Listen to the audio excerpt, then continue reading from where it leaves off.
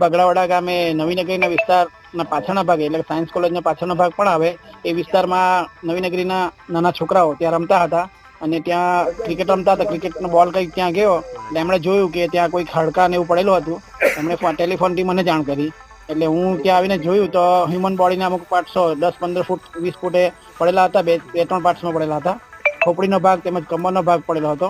એટલે ત્યાં જોયું તો હ્યુમન બોડીના જેવા જ લાગ્યા. એટલે પછી મેં પીઆઈ સાહેબને જાણ કરી કે આવી રીતના બોડી મળી છે, હાડકા જેવા પડેલા છે, તો તમે આવીને તપાસ કરો કે શું છે. ના, એવું તો નહીં લાગે. આજુબાજુના વિસ્તારમાં બી કોઈ વ્યક્તિ ગાયબ થઈ ગયો હોય એવું મને કોઈ જાણ થઈ નથી અને પોલીસ ફરિયાદ બી કઈ થયેલી નથી. આશરે મહિના 1.5 મહિના પહેલા હોઈ શકે એવું લાગે છે. ડીકમ્પોઝ થયેલી છે, માત્ર હાડકા જ છે.